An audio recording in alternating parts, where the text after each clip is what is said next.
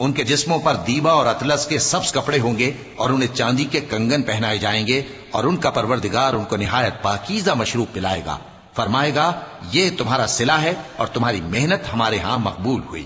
اے نبی صلی اللہ علیہ وآلہ وسلم، ہم نے تم پر قرآن بتدریج نازل کیا ہے، تو اپنے پروردگار کے فیصلے کے لیے انتظار کیے رہو، اور ان لوگوں میں سے کسی بدعمل اور ناشکرے کا کہا نہ ماننا، اور صبح و شام اپنے پروردگار کا نام لیتے رہو، اور رات کو بڑی دیر تک اس کے آگے سجدے کرو اور اس کی پاکی بیان کرتے رہو۔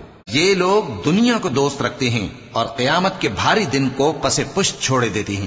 ہم نے ان کو پیدا کیا اور ان کے جوڑ جوڑ کو مضبوط بنایا، اور اگر ہم چاہیں تو ان کے بدلے انہی کی طرح اور لوگ لے آئیں۔ یہ قرآن تو نصیحت ہے، جو چاہے اپنے پروردگار کی طرف پہنچنے کا راستہ اختیار کر لے، اور تم کچھ بھی نہیں چاہ سکتے مگر جو اللہ کو منظور ہو۔ بے شک اللہ جاننے والا ہے، حکمت والا ہے۔ وہ جس کو چاہتا ہے اپنی رحمت میں داخل کر لیتا ہے، اور ظالموں کے لیے اس نے دکھ دینے والا عذاب تیار کر رکھا ہے۔